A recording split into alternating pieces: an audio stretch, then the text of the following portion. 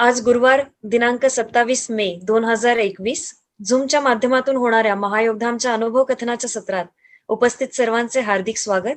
सद्गुरु sir, भाभीजी, अनिताताई यांच्या चरणी आत्मवंदन. अनिताताईंना विनंती करते पुढील सत्रास सुरुवात करावी. नमस्कार. आजच्या गुरुवारच्या या महायोगधामच्या अनुभव कथनाच्या सत्रामध्ये आपल्या सर्वांचं स्वागत. सर्वांना आत्मवंदन. सरांना आत्मवंदन, भाभीजींना आत्मवंदन. काल 26 मे वैशाख पौर्णिमा अर्थात बुद्ध पौर्णिमा. बुद्ध पौर्णिमेचा विशेष असा आहे, भगवान गौतम बुद्धांची ही जन्मतिथी जगभर ती बुद्ध पौर्णिमा म्हणून साजरी केली जाते. याचं वैशिष्ट्य असं आहे की भगवान बुद्धांचा जन्म, भगवान बुद्धांना ज्या दिवशी ज्ञानप्राप्ती झाली तो दिवस आणि ज्या दिवशी भगवान गौतम बुद्धांचं महापरिनिर्वाण झालं तोही दिवस वैशाख पौर्णिमेचा. म्हणजे त्यांच्या आयुष्यातले तीनही दिवस महत्वाचे, अतिशय महत्वाचे. जन्म, ज्ञानप्राप्ती आणि महापरिनिर्वाण हे तीनही दिवस वैशाख पौर्णिमेचे. आणि म्हणून वैशाख पौर्णिमा ही जगभर विशेषतः बौद्ध धर्मीयांकडून फार मोठ्या प्रमाणात उत्साहात साजरी केली जाते. गौतम बुद्धांच्या बद्दलच्या काही गोष्टी ज्या आपण ऐकलेल्या नसतील अशा काही सांगायचं म्हटलं तर ओशो असं म्हणतात की गौतम बुद्धा इतका जगावरती छाप टाकणारा सर्वश्रेष्ठ व्यक्तिमत्व, गौतम बुद्धांच्या इतकं जगावरती, संपूर्ण जगावरती छाप टाकणारं सर्वश्रेष्ठ व्यक्तिमत्व त्यांच्यानंतर भारतातही झालं नाही, जगातही झालं नाही आणि कधी होणार नाही. आज संपूर्ण जगामध्ये बौद्ध धर्मीयांची संख्या जर पाहिली तर ख्रिश्चन धर्म सर्वसाधारण लोकसंख्या त्यांची आहे 2 अब्ज आणि त्याच्यानंतर 1.8 अब्ज म्हणजे 1 अब्ज 80 कोटी. काही ठिकाणी त्याचे संदर्भ असे आहेत की भारतातही फार मोठ्या प्रमाणात नंतर अनेकांनी म्हणजे डॉक्टर बाबासाहेब आंबेडकरांनी नंतर जी एक फार मोठी चळवळ राबवली त्याच्यानंतर अनेकांनी जो बौद्ध धर्माचा स्वीकार केला आणि एक प्रकारे हा विज्ञाननिष्ठ धर्म असं सांगितलंय, तर त्याच्यानंतर त्यांची लोकसंख्या 2.3 अब्ज म्हणजे 2 अब्ज 30 कोटी इतकी झाली असं सांगितलं जातं. जवळपास संपूर्ण आशियामध्ये चीन, Japan, Sri Lanka, Cambodia, Myanmar, Bhutan, Sri Lanka फार मोठ्या प्रमाणात बौद्ध धर्मीय अनुयायी आहेत. इसवी सन पूर्व 563 लुंबिनी इथं, आज लुंबिनी हे नेपाळमध्ये, त्यांचं मूळ राज्य किंवा मूळ गाव जे होतं ते कपिलवस्तू वरून त्यांची माता जेव्हा माहेरी जायला निघाली होती तेव्हा रस्त्यात लुंबिनी इथल्या उद्यानात त्यांचा जन्म झाला असं सांगितलं जातं. त्यांचे पिता शुद्धोधन, माता महामाया देवी. जन्मानंतर 7 दिवसातच माता निर्वतली आणि त्यांची मावशी आणि सावत्र माता जी होती महाप्रजापती गौतमी, तिने गौतम बुद्धांचा सांभाळ केला आणि तिच्या नावावरून त्यांना गौतम हे नावही पडलेले. असं सांगितलं जातं की त्यांच्या जन्मानंतर त्यांच्यामध्ये जी 32 महापुरुषांची लक्षणं दिसली ती लक्षणं पाहून असित ऋषींनी असं वर्णन केलं होतं किंवा असं सांगितलं होतं त्यांच्या पित्याला की एकतर हा अतिशय थोर चक्रवर्ती सम्राट होईल किंवा मग हा पूर्ण संसार त्यागून बुद्धत्वाकडे जाईल. आणि म्हणून आपल्याला सगळ्यांना, आपण सरांच्या प्रवचनामध्ये नेहमी ऐकतो की त्यांच्या पित्यांनी कशी कशी व्यवस्था केली आणि मग नंतर ते एकदा बाहेर पडल्यानंतर वृद्ध व्यक्ती एक अंत्ययात्रा हे सगळं पाहिल्यानंतर ते कसे वळले, ह्या सगळ्या गोष्टी आपल्याला माहिती आहेत. विशेष सांगायचं असं की पहिल्या अध्यायामध्ये 12वी ओवी येते आणि माऊली त्याच्यामध्ये गौतम बुद्धांचा उल्लेख करतात. ती ओवी अशी: एके हाती दंत जो स्वभावता खंडित तो बौद्ध मत संकेत वार्तिकाचा. एके हाती दंत जो स्वभावता खंडित तो बौद्ध मत संकेत वार्तिकाचा. म्हणजे गणेशांचं वर्णन करताना गणेशांचा जो खंडित असलेला दात आहे, जो संपूर्ण दात आहे तो गुरु आणि शिष्यांचा संवाद दाखवतो, पण जो खंडित दात आहे तो बुद्धांचा शून्यवादाचं खंडन करतो असं मौलींनी सांगितलेलं आहे. त्याच्या डेप्थ मध्ये आता आपल्याला जायचं नाहीये, पण गौतम बुद्धांच्या विषयी आणखी काही थोडंसं सांगते आणि पुन्हा आपल्या अनुभव कथनाकडे आपण वळणार आहोत. असं सांगतात की त्यांच्या जन्मानंतर त्यांना देवालयामध्ये जेव्हा घेऊन गेले, देवायतन असं म्हटलेले, तिथे घेऊन गेल्यानंतर प्रत्यक्ष त्या देवप्रतिमांनी उठून त्यांना वंदन केलेले. आणि गौतम बुद्धांचं आपण जर परंपरा पाहिली किंवा कुळ जर पाहिलं तर राजा मनूची मुलगी इला आणि इक्ष्वाकू, मुलगा इक्ष्वाकू, इक्ष्वाकूचा जो वंश आहे तो प्रभू श्रीरामचंद्राचा वंश आहे. इलेचा जो वंश आहे तो कृष्णाच्या पर्यंत येतो. इक्ष्वाकूच्या वंशात पुढे प्रभू श्रीरामचंद्र झाले, त्यांचा मुलगा लव, त्यांची मुलं लव आणि कुश.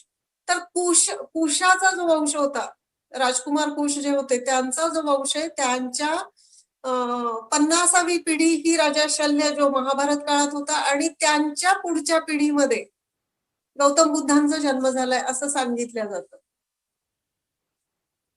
गौतम बुद्ध ज्यावेळी संसार सोडून ज्यावेळी वनामध्ये गेले, सुरुवातीचा काळ असेल, प्रचंड शरीराला आपल्यासाठी जेवढे आवश्यक आहे तेवढाच भाग सांगते की शरीराला खूप कष्ट दिले, तीळ आणि तांदूळ खाऊन ते राहू लागले.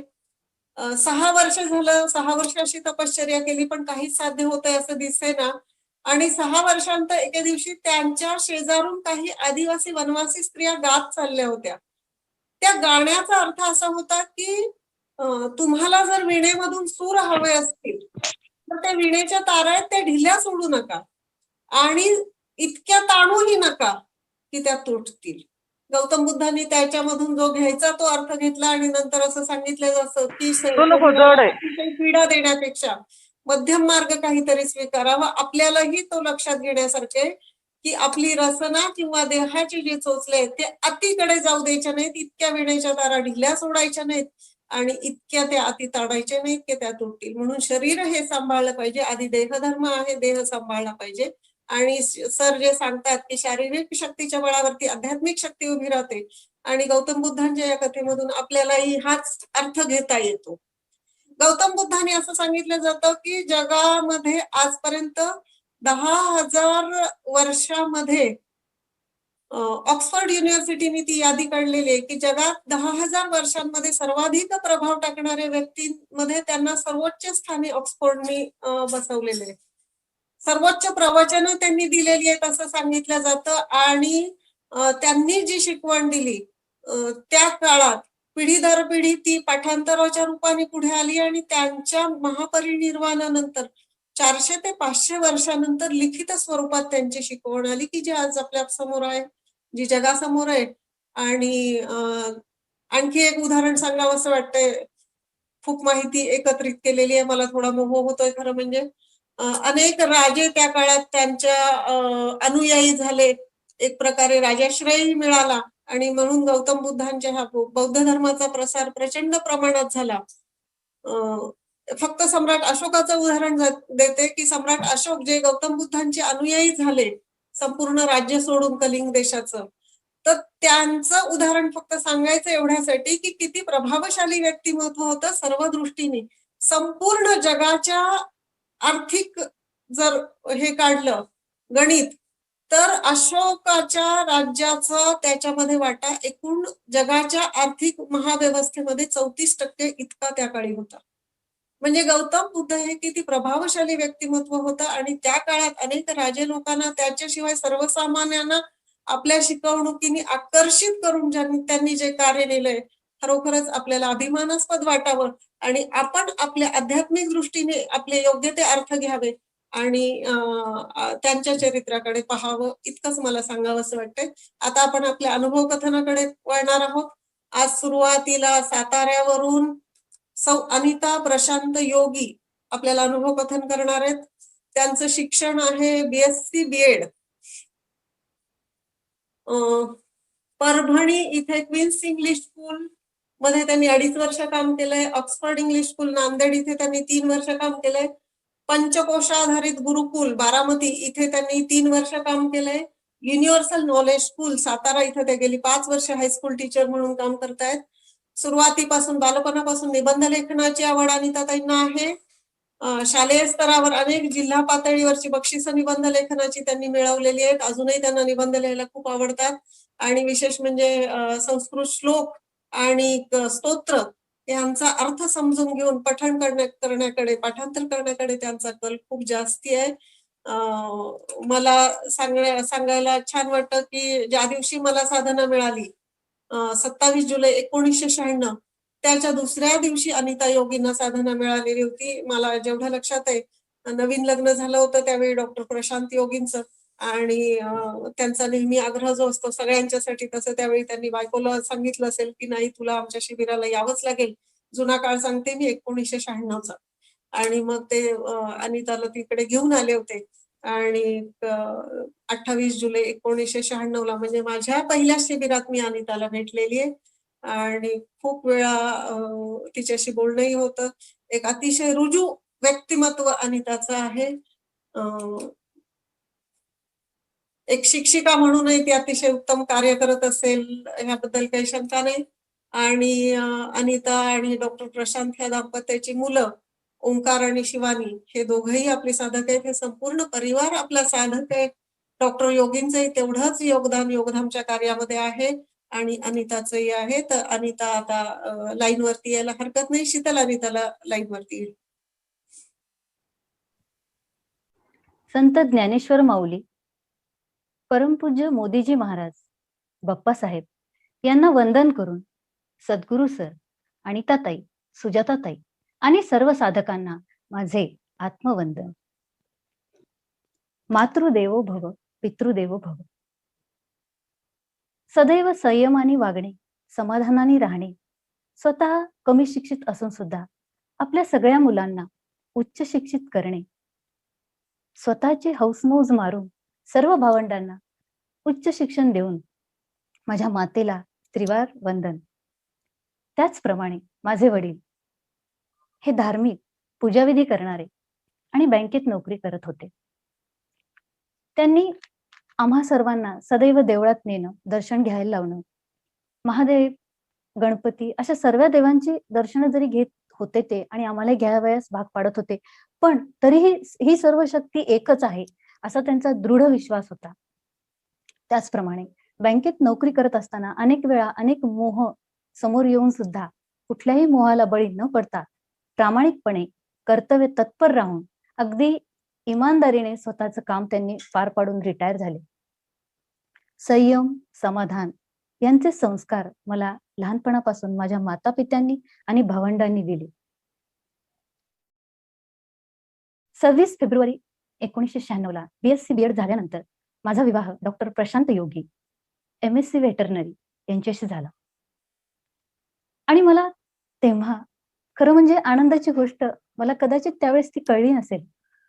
सद्गुरू सर आमच्या रिसेप्शनला होते, पण मला ते जाणवलं नंतर जेव्हा मी सरांच्या पाया पडले, तेव्हा खरंच आपलं भाग्य उदय झाला आहे, आपला भाग्योदय झाला आहे याची मला जाणीव झाली होती. आणि त्यानंतर आम्ही ज्ञानेश्वरीला जायला लागलो. मी सुजाता माऊली, नलिनीताई अशा सगळ्या अनेक साधकांशी जोडली गेले. मला समजायला लागलं की ज्ञानेश्वरी हा केवळ पारणापुरता विषय नाहीये. ह्याच्या मागे खूप मोठं अध्यात्मशास्त्र आणि मेडिकल सायन्स सुद्धा आहे.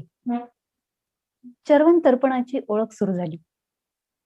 मी साधकांची त्यावेळेस सरांकडे ज्ञानेश्वरी असताना खूप सुंदर अशी प्रवचनं सरांची ऐकायला मिळाली आणि खरोखर खूप आनंद आणि अभिमान आणि भाग्याचे ते सगळे दिवस होते, आजही आहेत.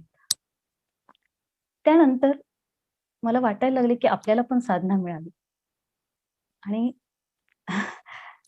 थोडंसं माझं स्लो काम होतं. म्हणजे वाटायचं नुसतं, पण मी स्वभाव असा होता की कुढत राहणं, मनात बोलायचं नाही. मनात तर असतं पण बोलायचं नाही. आणि त्यामुळे मी बोलून झालं नव्हतं, पण माझ्या मनात हे आलं होतं की आपल्याला साधना मिळावी. आणि त्याच वर्षी म्हणजे लग्नानंतरच्या 96व्या साली आळंदीच्या शिबिरात,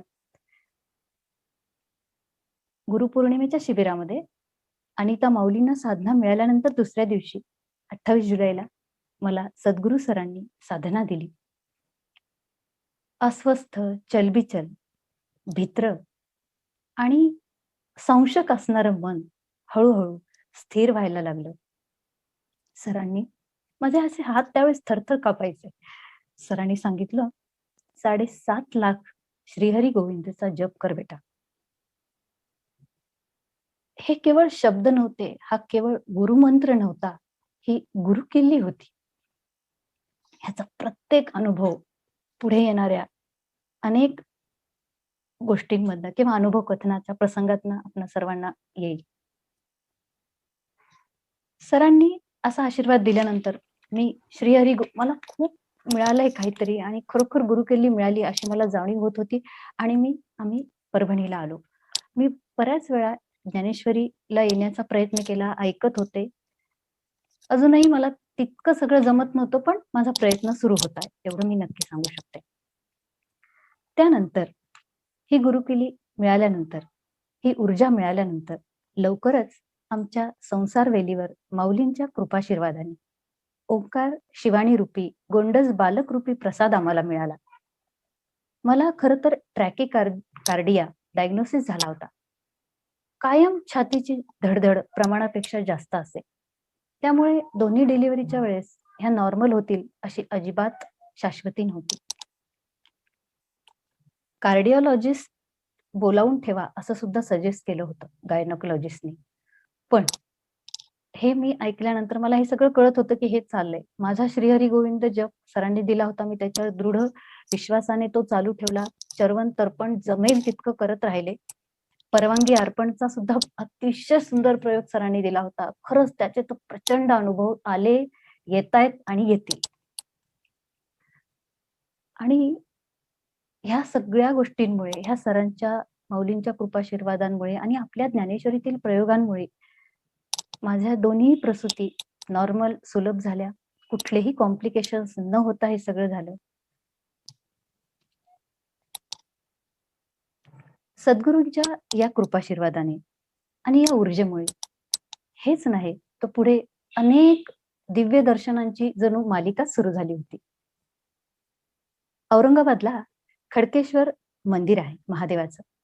त्या मंदिरात दर्शनाला गेले असताना खालून महादेवाच्या पिंडीचं दर्शन घेऊन वर पायऱ्यातनं येत होते. अंधार होता बरा. मला प्रचंड दिव्य तेज दिसलं, शिवाय मोठी मोठी अत्यंत तेजपुंज पावलं दिसली. आणि मी वर अशी बघतीये, म्हणजे मला ते खरंच सहन करणं शक्य नव्हतं, पण मी प्रयत्न केला आणि प्रभू रामचंद्रांची मूर्ती होती ती आणि ती पावलं होती. मला खात्री आहे सद्गुरूंच्या ह्या जपरूपी ऊर्जेमुळे आणि ह्या गुरुमंत्रामुळे, गुरुकिल्लीमुळे हे दिव्य दर्शन प्रभू रामचंद्रांचं मला झालं, यात तिळमात्र शंका नाही. यापुढे अशी दर्शनांची मालिका तर सुरू होतीच. बारामतीला असताना सद्गुरूंचे पाय आमच्या घराला लागले. खरंच तो दिवस फार धन्य होता. त्यांची प्रेमळ दृष्टी माझ्या वासरांवर पडली. त्यांचे कृपाशीर्वाद सतत माझ्या मुलांवर आहेत, होते आणि राहतील. माझी मुलगी शिवानी ही लहान असताना तिला फारच ती बोबडं बोलायची. म्हणजे मराठीतली जनरली कुणी बोबडं मुलं बोलतात तर र हा शब्द त्यांना उच्चारता येत नाही. पण तिचा प्रॉब्लेम थोडा वेगळाच होता. ती क ख ग घ ही अख्खी 12 खडी म्हणजे व्यंजनांमधली पहिली ओळच ती बोलू शकत नव्हती. अगदी प्रत्येक व्यंजनाला ती ह असं म्हणायची. फॉर एक्झाम्पल कात्री म्हणायचं असेल तर हातली, साबण म्हणायचं असेल तर हमम, वरणपोळी, हननपोळी असं ती सतत बोलायची आणि खूप गोड बोलायची, खूप तिला बोलावं वाटायचं, पण कुणालाच काही समजायचं नाही माझ्याशिवाय. असं 2-3 वर्ष चाललं. ती पहिलीत जायला लागली त्यावेळेस मात्र ती सुद्धा कावरी-बावरी झाली, कारण ती काय बोलतीये त्याचं हसं व्हायला लागलं. ती खरं बोलायची, तिला खूप छान सांगावं वाटायचं, पण कोणाला कळतच नव्हतं. मी साधनेला बसले होते. साधनेपूर्वी ठरलेला श्रीहरी गोविंद जप अजून 7.5 लाख पूर्ण झाला नव्हता. फारच हळू काम चाललं होतं माझं.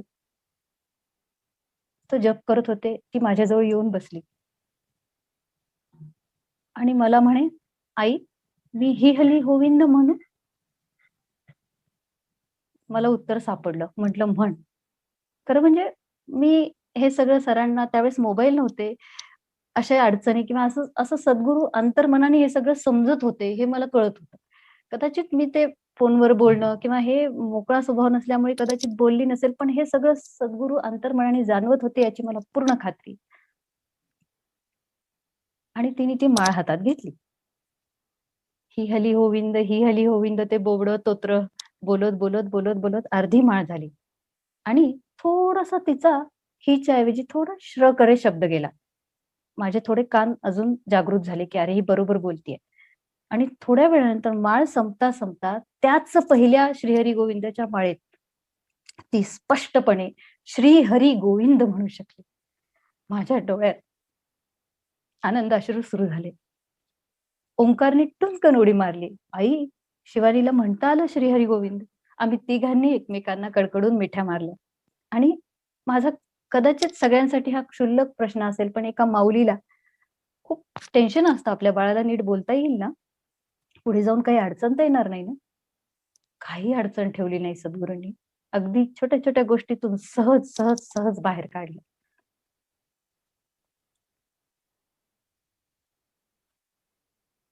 त्यानंतर ओंकार असंच 2.5 वर्षाचा होता आणि आम्ही टू व्हीलर वरून जात होतो. जरा गाडी फास्टच होती.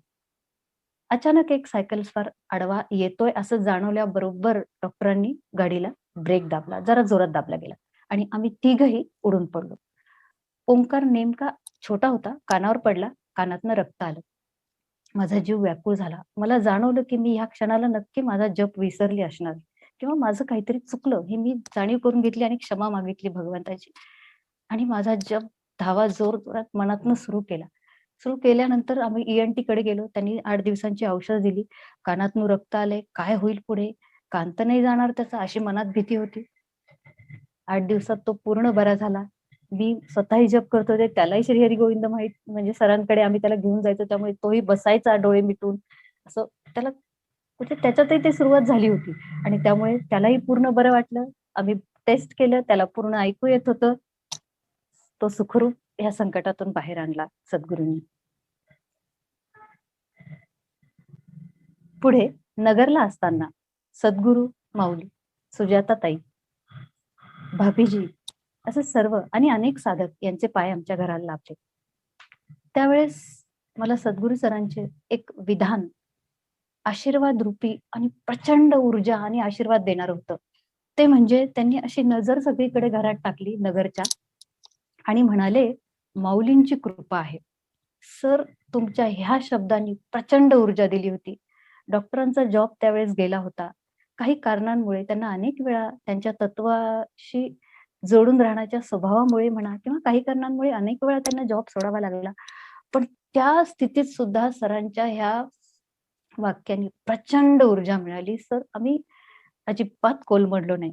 आणि खरंच मार्ग सापडत गेले. अनेक वेळा आमचे कुठे-कुठे मागे टाकलेले पैसेही आम्हाला मिळत गेले. एवढंच नाही, तर अनेक वेळा आर्थिक चणचण भासत असताना आपल्या श्रीहरी गोविंद प्रतिष्ठानने आम्हाला आर्थिक मदत केली. खरं म्हणजे ही आर्थिक मदत होत असतानाच सद्गुरूंचे आशीर्वाद आणि ऊर्जा सुद्धा मिळत होती. हे खूप विशेष आहे. हे दुसरीकडे होणं शक्य नाही. आपल्याला कुठेही लोन मिळतं, कुठेही पैसे मिळतात, पण हे आशीर्वाद आणि ही ऊर्जा आणि शिवाय आर्थिक मदत हे खूप कल्पनेच्या पलीकडे ह्याचे ऋण या जन्मात फेडणं शक्य नाही. आम्ही सरांकडे परभणीला ज्यावेळेस जायचो, त्यावेळेस भाभीजी मी जेवायला केलं होतं. जेवण कसलं? तो प्रसादच होता. प्रचंड ऊर्जा देणारं, मानसिक बळ देणारं, आध्यात्मिक बळ देणारं जेवण हा प्रसादच होता. एवढंच नाही, तर आम्ही जेव्हा वापस निघालो, त्यावेळेस त्यांनी आम्हाला शिधा म्हणून दशम्या, ठेचा आणि चटणी दिली. भाभीजी असा ठेचा, अशी चटणी आयुष्यात परत कधीही खाऊ शकले नाही. कारण तो प्रसाद होता, त्याची चव आम्ही कुणीच कधीही विसरू शकणार नाही. खरंच आम्हाला खूप दिलंय. पण आम्ही कदाचित कमी पडलो. यापुढे असं होऊ देणार नाही ह्याची पूर्ण काळजी घेणार आहे मी. दिव्य दर्शनं तर अनेक होतच होती. त्यातलं एक दर्शन मला विशेष इथे सांगावंसं वाटतं. आम्ही बारामतीवरून आळंदीला शिबिर होतं आणि त्या शिबिराच्या वेळेस आम्हा दोघांनाही रजा मिळाली नाही आणि डॉक्टर म्हणाले, की आपल्याला समारोपाच्या दिवशी म्हणजे समाप्तीच्या दिवशी तरी जायचं आहे दर्शनाला. मी म्हटलं, "तसं बरं दिसणार नाही. आपण शिबिराला गेलो नाही. आपलं नेहमीचं रडगाणं रजेचं, माझंही असंच, तुमचंही असंच. आपलेच प्रयत्न कमी पडतायत" वगैरे, वगैरे आमचं चाललं. पण ते म्हणे, "तुला यायचं आहे." ओके. निघालो आम्ही.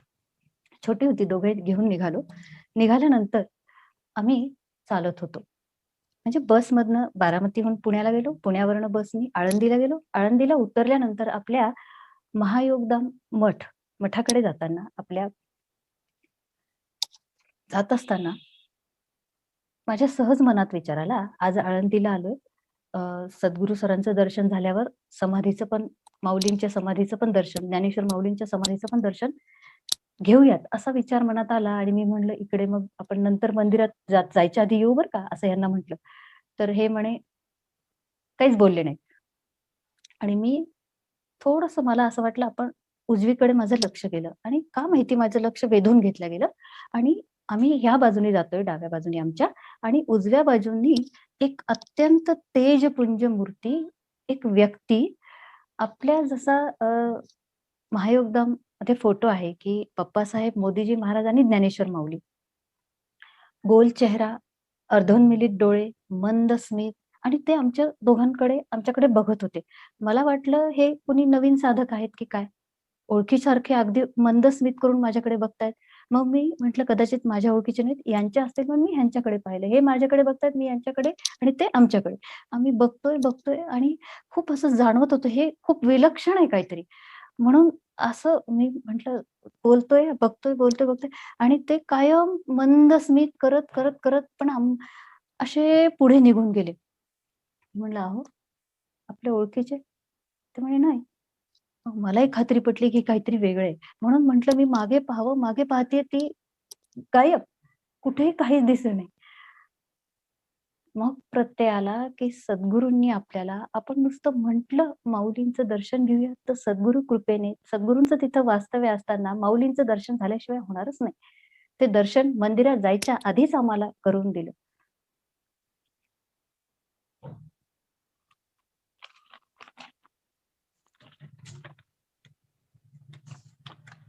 त्याचप्रमाणे नांदेडमध्ये आल्यानंतर वर्षाताई सर्जे यांच्याकडे साधनेला आम्ही जात असो. साधना करायचो, सीडी ऐकायचो. ज्ञानेश्वरीचं पण त्या वाचन करून सांगायच्या. त्यानंतर एका शनिवारी असंच येत असताना अवकाळी पाऊस जोरात सुरू झाला. ढगांचा गडगडाट, विजांचा कडकडाट अचानकच सुरू झाला आणि आम्ही रिक्षानी पूर्णा रोड पर्यंत आल्यानंतर आतमध्ये अर्धा किलोमीटर रस्ता होता. आम्ही चालत येत होतो. जवळपास बहुतेक अमावास्या आली असावी. लाईट तर गेलेलेच होते आणि काळाकुट्ट अंधार होता. भीती अशी होती की नेमकं त्याच वेळेस तो रोड कच्चा होता, शिवाय ड्रेनेज पाईपलाईनचं काम चालू होतं आणि त्यामुळे माहित होतं की तिथे खूप मोठे-मोठे खड्डे खणलेले आहेत. बरेचसे खड्डे लक्षात पण होते, पण 1-2 खड्डे इकडे-तिकडे पण असतील. प्रचंड धो-धो पाऊस सुरू होता. आम्ही रिक्षातून उतरलो. आता अर्धा किलोमीटरच जायचं आहे. तेव्हा कुठेही थांबण्यापेक्षा सरळ चालूयात असंच आम्ही ठरवलं आणि आम्ही चालायला लागलो. श्रीहरी गोविंद नामस्मरण चालूच होतं आणि जाता जवळच एक मारुतीचं मंदिर आहे. तिथे मी बघितलं आणि हात जोडले. तोच तिथनं एक मोठा टॉर्च लाईट सारखा दिव्य प्रकाश आमच्या समोर आला. तिथं कुणीही व्यक्ती नव्हती. कारण आम्ही खूप असे डोळे फाडून बघत होतो, की कोण आम्हाला एवढा प्रकाश देतंय? पण आम्हाला काही दिसलं नाही. अंधारही होता, पण तरी सुद्धा त्या व्यक्तीच्या हाईटपेक्षा तो मोठा प्रकाश होता. म्हणजे एक 6 फूट मॅक्सिमम. पण 10 फुटाच्या आसपास वरून तो प्रकाश येत होता. आणि असा प्रकाश तिथं आम्ही राहत होतो त्या एरियात, त्यामुळे असा प्रकाश कधीच आधी आलेला नव्हता. तो प्रकाश आमच्या समोर येत होता आणि आम्हाला रस्ता दाखवत होता. आम्ही घरापर्यंत बिना कुठेही खड्ड्यात न पडता आरामात गेलो. हे म्हणाले, "बघ आपण ज्ञानेश्वरीला गेलो ना, म्हणून आपल्याला किती सुखरूप आणून सोडलं." आणि घरात गेले. नंतर म्हटलं, "बघूयात काय प्रकाश आहे." बाहेर येऊन पाहिलं, कुठला प्रकाश? काहीच नाही. असे अनेक दिव्य अनुभव, दिव्य दर्शन आणि प्रत्येक संकटातून आल्हाद फुलासारखं बाहेर. काढलंय सद्गुरूंनी आम्हास. त्याचबरोबर औरंगाबादला एकदा लहान मुलांना घेऊन जात होते, त्यावेळेसचा एक अनुभव. हायकोर्टला प्रचंड गर्दी होती, दोघही मुलं छोटी होती आणि उतरताना औरंगाबादला उतरताना काय झालं, की तिथे दारात कोणीतरी पोती ठेवली होती आणि मी अ, उतरायचा प्रयत्न केला, पण उशीर होतोय म्हणून बाहेरची लोकं आत चढायला लागली. त्यामुळे काय झालं, की उतरण्यांना उतरता येत नव्हतं उतरणाऱ्यांना. आणि कसंबसं मी उतरले, गाडी निघायची वेळ झाली, लोकं आत चढायला लागली. ओंकार आणि पर्स अडकून मागेच राहिले. आतमध्ये लोकं चढत असल्यामुळे ओंकार आणि पर्स दोघंही मागे, मागे, मागे, मागे जात गेले आणि आम्ही दोघी बाहेर. आम्ही तिघच होतो. मनात खूप धडधड होतीच. म्हटलं काहीतरी चुकतंय आपलं. आपलं काहीतरी कमी पडतंय. सतत नामजप चालूच होता प्रवासात, पण कुठेतरी काहीतरी झालं असेल. कळत नाही बऱ्याच वेळा. माझा शिवानीने गच्च डोळे मिटले आणि श्रीहरी गोविंद सुरू केलं आणि माझं पण चालूच होतं. गाडी हलणार. कोणीतरी म्हणाला सुद्धा, "आता चेन ओढा." म्हणजे मी सुद्धा म्हणायला लागले, "हो, ओढा चेन, ओढा चेन." असं म्हणणार म्हणजे ते ओढणार इतक्यातच ओंकार, गाडी हलणार इतक्यातच तो बरोबर पर्स घेऊन बाहेर आला. अशा अनेक, अनेक, अनेक अनुभवातून ह्या गुरुकिल्लीचा, ह्या श्रीहरी गोविंद जपाचा अतिशय सुंदर अनुभव येत गेला. माझा जो स्वभाव होता, तो थोडासा बराचसा भित्रा, संशय, स्थिर नसणारा, चंचल आणि मायाळू पण म्हणजे ह्यांचं पण बरोबर, त्यांचं पण बरोबर असा वाटणारा. On the fence, always on the fence. कुठेही एका ठिकाणी पटकन होत नव्हता. पण जसजसं जप, चर चरवंतर्पण आणि परवानगी अर्पण वाढत गेलं, तसतसं ह्यात बदल होत गेले. माझ्या शाळेतल्या शिक्षकांकडनं, समवयस्करांकडनं हे माझ्यात बदल होतायत हे मला जाणवलं. कारण पूर्वी हे सगळे शिक्षक बंधू-भगिनींनी फारसं काही म्हणजे मी अशी साधारण शिक्षिका म्हणजे मुलांना मी खूप आवडायची, माझं शिकवणं आवडायचं. म्हणायचे की योगी मॅडमच आम्हाला 1ली पासून 10वी पर्यंत सगळ्यांची डिमांड असायची. पण शिक्षकांना म्हणजे माझा काय माहिती काय वाटत होतं, पण ते फारसं हे होत नव्हतं. म्हणजे पण नंतर असं हे जेव्हा माझं वाढलं, श्रीहरी गोविंद जप, त्याचबरोबर चरवंतर्पण, परवानगी अर्पण, जसजसे हे प्रयोग सांगितलेले सद्गुरूंनी सांगितलेले प्रयोग जसजसे जुळत गेले, तसतसे मला लक्षात यायला लागलं, की अरे, आपल्या भोवती आता शिक्षक गोळा व्हायला लागले. योगी मॅडम, तुम्हीच मोरल सायन्सचं लेक्चर घ्या. असं जेव्हा म्हणायला लागले किंवा त्यांना वाटायला लागलं, की ह्याच चांगलं घेऊ शकतात. कुठल्याही शाळेचं चांगलं काम आलं, की माझं नाव पुढे व्हायला लागलं. आणि आता काल परवा एका पालकांनी अगदी मीटिंगमध्ये उभं राहून सांगितलं, की मी जे डायजेशन प्रोसेस हे मुलांना म्हणजे असं झालं ते तर थोडंसं डिटेलमध्ये सांगते. अ, असं झालं, की वर्षभर मी म्हणजे शाळेमध्ये आपण आपला अभ्यासक्रम घेत असतो, सिलेबस घेत असतो आणि त्या ह्याच्यामध्ये मी चरवंतर पण सांगत होते, पण तेवढा प्रभाव पडत नव्हता. पण ते कदाचित मला जुळत नसेल. पण आता असं झालं ह्या समर व्हॅकेशनमध्ये मला असं वाटलं, की आता थोडं व्हॅकेशन मुलांचंही सुरू झालंय आणि आपण वर्षभर तो अभ्यासक्रम शिकवतोय. आता खरं म्हणजे चरवण-तर्पण हे मुलांना शिकवायला पाहिजे, असं मनात आलं आणि आपण आता सरांना किंवा अनिताताईंना फोन करूयात असं मनात आलं आणि दुसऱ्याच दिवशी मॅनेजमेंट कमिटीचा फोन आला, की योगी मॅडम तुम्ही एक चांगला विषय घेऊन मोरल सायन्सचे समर व्हॅकेशनचे लेक्चर्स तुम्ही सेशन्स ते घ्यायचे आहेत. आणि दुसऱ्याच दिवशी. मग मी डायजेशन हा टॉपिक निवडला. त्याच्यामध्ये चर्वण-तर्पण हे अन्नपचनाची कशी सगळ्यात महत्त्वाची पहिली स्टेप आहे. त्याचबरोबर हे किती महत्त्वाचं आहे, हे मुलांना सांगण्यासाठी वेगवेगळ्या स्लाइड्स वापरून, व्हिडिओज वापरून ते त्यांना एक्सप्लेन करण्याचा प्रयत्न केला. त्यावेळेस एका इंगोले म्हणून पॅरेंट्सनी त्या सेशनमध्ये सांगितलं, की "मॅडम खरंच खूप छान सांगितलंय. तुमचा नंबर आमच्याकडे ठेवतो. आम्ही तुम्हाला कॉल करतो. आम्हाला पण हे सगळं सांगा." आता ते मी अनिताताईंची लॉकडाऊन झाल्यानंतर अनिताताईंशी चर्चा करून त्याच्या पुढच्या स्टेपकडे जायची इच्छा आहे त्यासाठी. मी त्या मुलांना ते कसं एक्सप्लेन केलं, मी काय केलं, की त्या मुलांना हे पटावं, चर्वण तर्पण कसं महत्वाचं आहे, चर्वण कसं महत्वाचं आहे, how saliva is important, how it is helpful to digest the food, how does it break down the carbohydrates and starch that are complex molecule, how they get broken down into simple glucose molecule. हे सांगत असताना मला माहित होतं की ह्या मुलांना slides आणि व्हिडिओची गरज आहे, त्या साह्याने आपण ते सांगूया.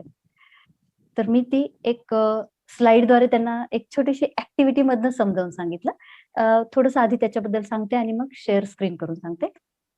आपल्याला माहितीये की आपण जेव्हा अन्न चावतो त्यावेळेस आपल्या जेव्हा जास्त 32 पेक्षा जास्त वेळा चावतो, आपल्या सर्वांना त्या गोष्टीचा परिचय आहे.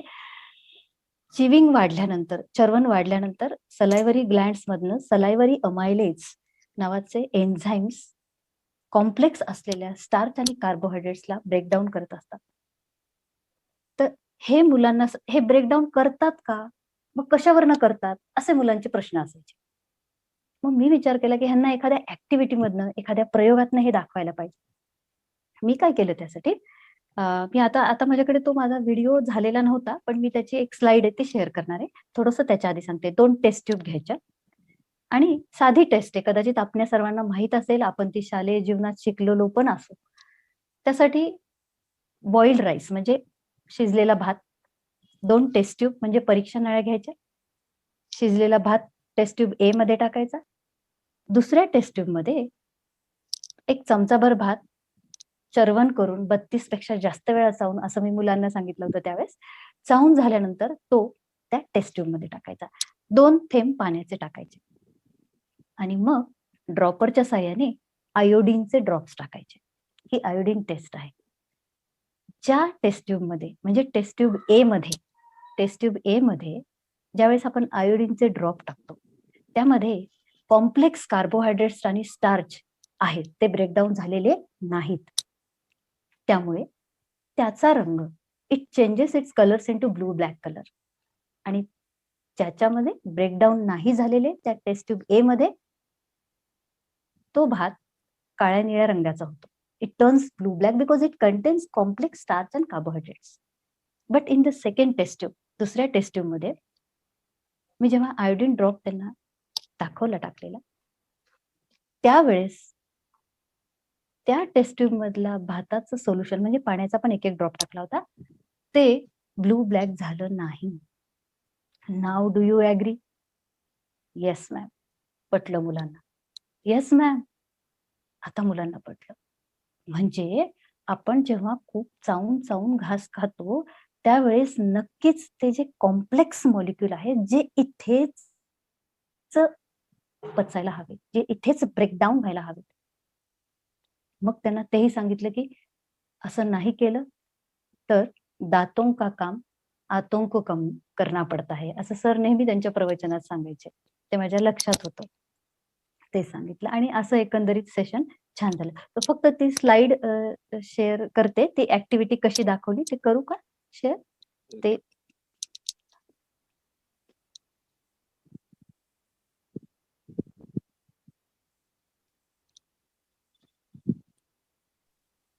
शीतल, हो हो करते मी. हा शेअर स्क्रीन. हो हो करते. एकच मिनिट.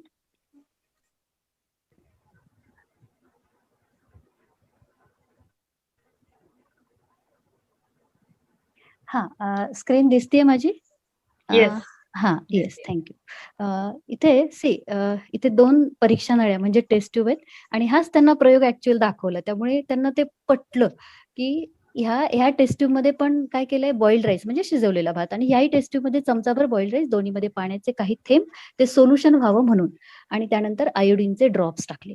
आणि मग त्यांनी पाहिलं की ए टेस्ट ट्यूब मध्ये, जिच्यामध्ये आपण चर्वण न करता भात टाकला होता, तो ब्लू ब्लॅक मध्ये टर्न झाला, कारण it still content carbohydrates and starch that is complex molecule. मग त्यांना पटलं की स्टार्च, कार्बोहायड्रेट हे मॅक्रो न्यूट्रिएंट आहेत, ते मॅक्रो म्हणजे मोठे न्यूट्रिएंट आहेत आणि ते ब्रेकडाऊन व्हायलाच पाहिजेत. आणि चर्वण तर्पण किती महत्वाचं आहे, त्यानंतर चिविंग किती महत्वाचं आहे, saliva, how saliva is important, आणि what is the function of saliva हे सगळं सांगताना मला ह्या ऍक्टिव्हिटी ही सुचली त्यांना सांगायची, हे केवळ आणि केवळ माऊलींच्या कृपेमुळे. मी मनोमन त्या दिवशी देवाला प्रार्थना केली, देवा मला हे सद्गुरू सरांची पावलं माझ्या अजूनही डोळ्यासमोर आहेत. रोज सरांच्या पावलांचं दर्शन मी घेते. पूर्णपणे जशाचे तसे सरांची पावलं माझ्या डोळ्यासमोर अजूनही येतात. त्यांचं दर्शन घेऊन हे सुचलं आणि हे जास्तीत जास्त प्रभावीपणे मुलांना सांगू शकले. कदाचित यातनं काही जणांचे फोन अजूनही यायला लागलेत. मी त्या सगळ्यांना एकत्र करून अनिताताईंच्या मार्गदर्शनाखाली पुढे ह्या प्रयोगांचं वाटचाल करू इच्छिते. मी थोडं शेअर स्क्रीन थांबवते आता. एकच मिनिट आणि थोडंसं पुढे जाते आता पुढच्या अनुभवाकडे.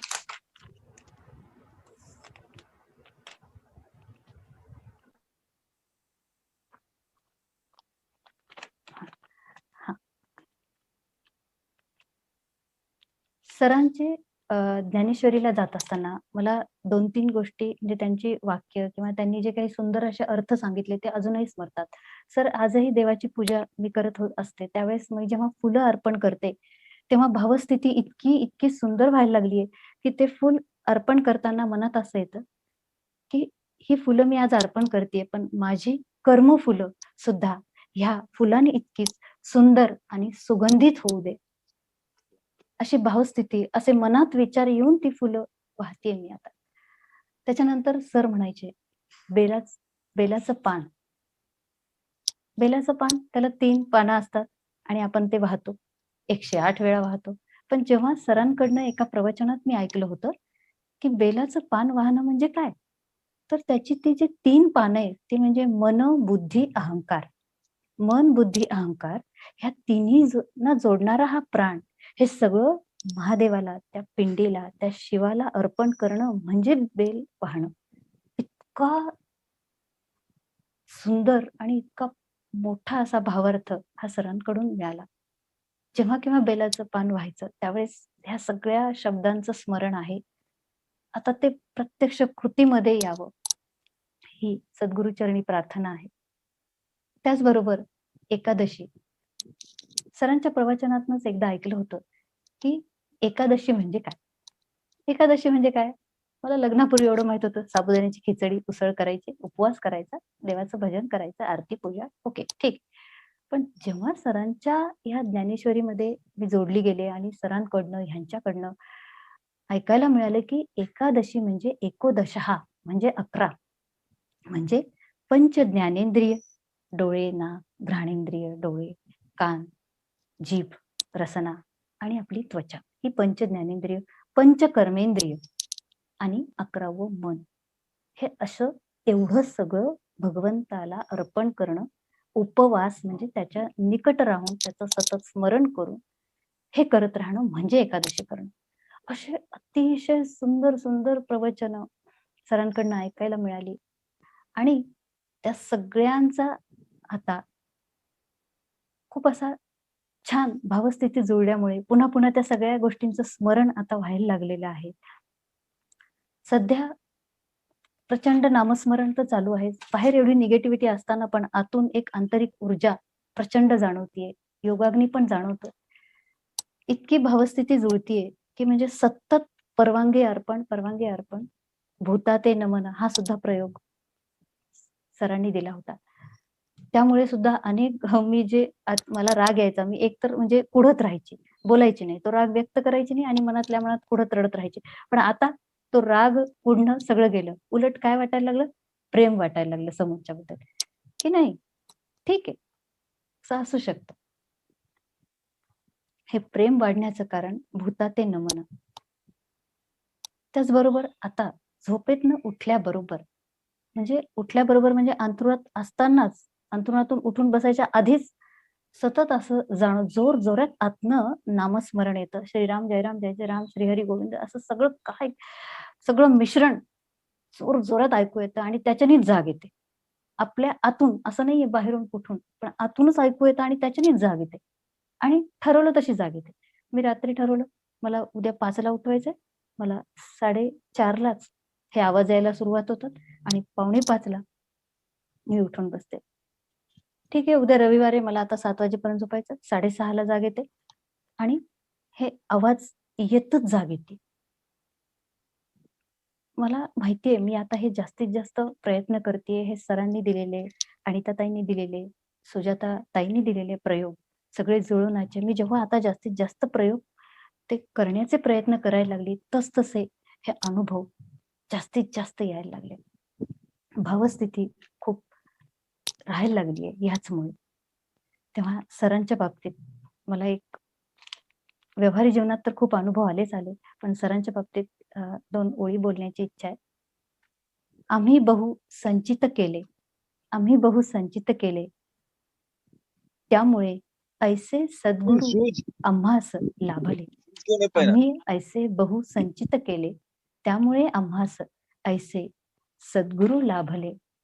सद्गुरू चरणी, माऊली चरणी, सर्व साधकांच्या चरणी आजचे अनुभव कथन अर्पण करते. धन्यवाद. अनिता ताई धन्यवाद. माझंही नाव अनिता असल्यामुळे पुन्हा पुन्हा अनिता नावाचा उच्चार करताना थोडं वेगळं वाटतंय, हे खरंय. फक्त एक कदाचित अनिता योगींच्या सांगण्यातून तो हे येऊ शकत नसेल, किंवा डॉक्टर योगींच्याही ह्याच्यातनं कदाचित तो येणार नाही.